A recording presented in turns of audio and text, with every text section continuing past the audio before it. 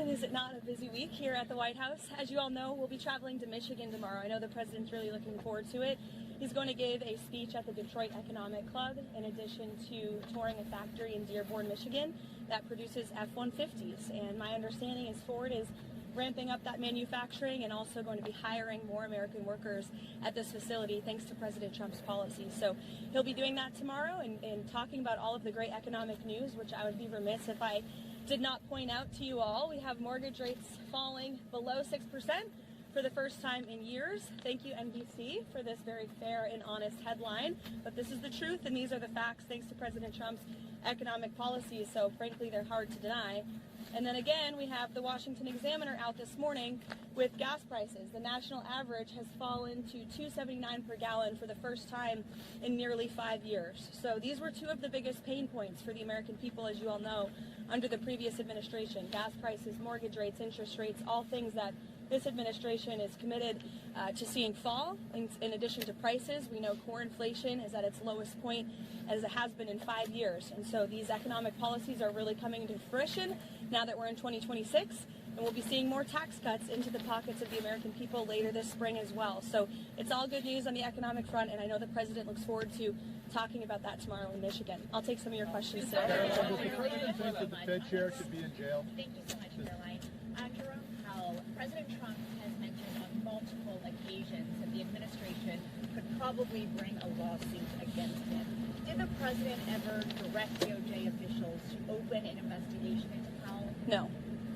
And can you reassure the American public that his longstanding criticism and public comments about Powell had nothing to do with the investigation? Look, the president has every right to criticize the Fed chair. He has a First Amendment right, just like all of you do. And one thing for sure, the president's made it quite clear, is Jerome Powell is bad at his job. As for whether or not Jerome Powell is a criminal, that's an answer the Department of Justice is going to have to find out, and it looks like they intend to find that out. Two more questions on the Fed for you. Senator Tillis is promising to hold up all Fed nominees until this legal matter with Jerome Powell is resolved. What does the president make of that? I haven't spoken to the president about Senator Tillis' comments. I'll leave that to our legislative affairs shop to figure out, and I'll let the president speak on that himself. Go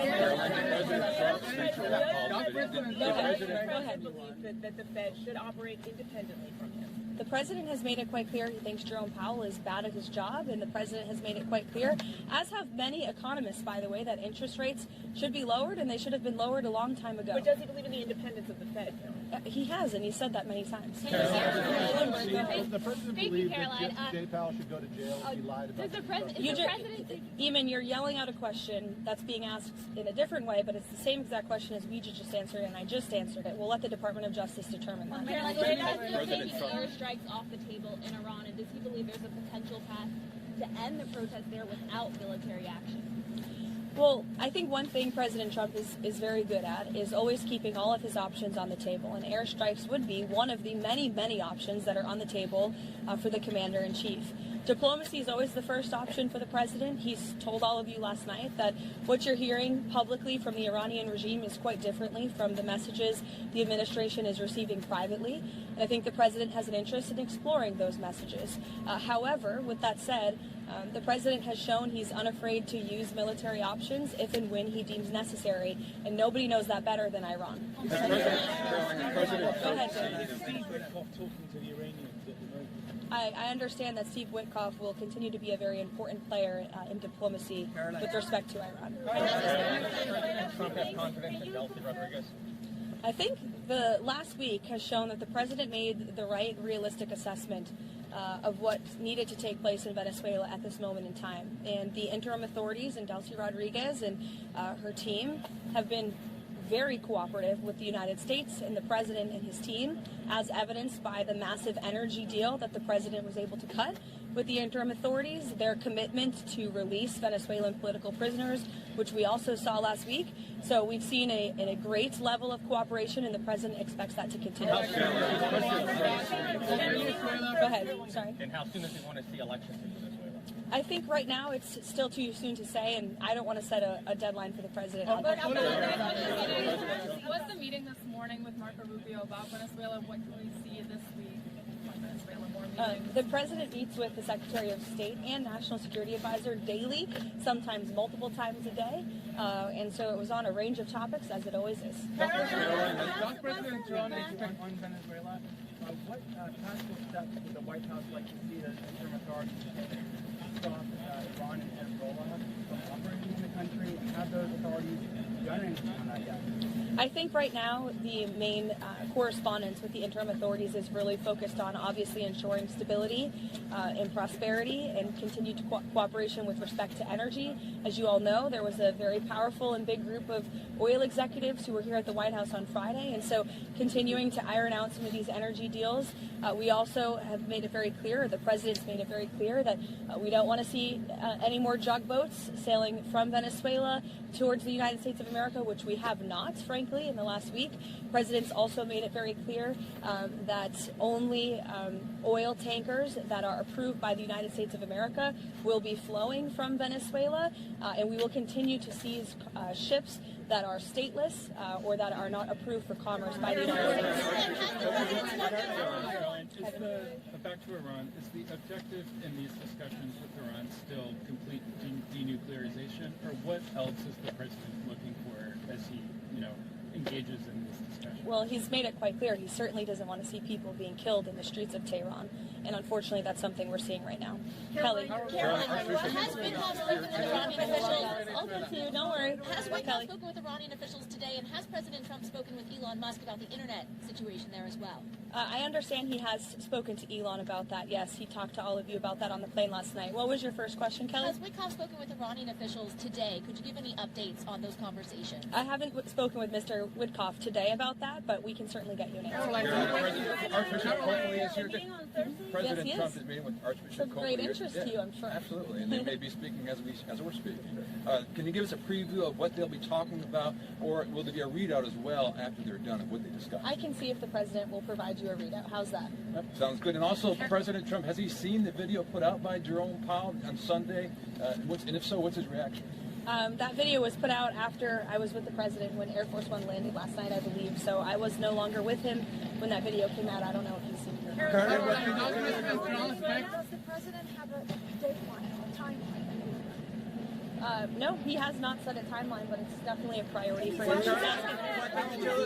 She's asking about Greenland, and I think the president was very clear last night. He said that he wants to see the United States acquire Greenland because he feels that if we do not, then it will eventually be acquired or even perhaps hostily taken over by either China or Russia, which is not a good thing for the United States or for Europe or for Greenland as well. Let's not forget, it would not just be in the best interest of the United States, but perhaps it would be in the best interest of Greenland as well to be part of the United States and protected by the United States. I can't even finish my answer. Everybody's screaming. Go ahead, Monica. What did the president mean the last night when he said that Iran has called to negotiate and that there may be a meeting that is set up? I mean, what else do you want me to explain by that? Who called and who would be a part of that? There was an official from the Iranian government, I believe it was reported earlier, that reached out to a member of the president's very close team, Special Envoy Witkoff, expressing a far different tone than what you're seeing publicly. Secretary Kristi Noem has been front and center in response to this ICE video. Is the president satisfied with her efforts there and all of her media interviews? Yes, 100%. President Trump and I actually spoke about this last night and how Secretary Noem is doing a phenomenal job, not just securing the border, which she and the president did together in record time, but also in defense of the brave men and women of ICE who put on a law enforcement uniform every single day to protect our communities and to protect all of you and every American, regardless if they are Democrat or Republican. ICE is doing a very important job to remove illegal alien criminals from our communities. And I think it's very striking that all weekend long, you had agitators and violent American citizens out in the streets of Minneapolis protesting. Protesting what exactly? Apparently they are protesting the removal of heinous murderers and rapists and criminals from a city that I can guarantee you, when you look at the list of the illegal criminals that ICE is removing from our communities every day, not a single person in those protests and not a single person standing here that works in the mainstream media in Washington, D.C. would want those individuals in your neighborhood, in your community, around your children and around your families. ICE is doing an incredibly important job that's not just important to our homeland security, but our national security. And this administration will continue to stand wholeheartedly by the brave men and women of ICE, including that officer in Minneapolis who was absolutely justified in using self-defense against a lunatic who was part of a group, an organized group, to interject and to impede on law enforcement operations. And it's disgusting what we have seen from the left. And I think that it just shows you where the modern-day Democrat Party stands today in protecting illegal alien pedophiles and rapists and murderers over law-abiding American citizens and our brave men and women who serve in law enforcement.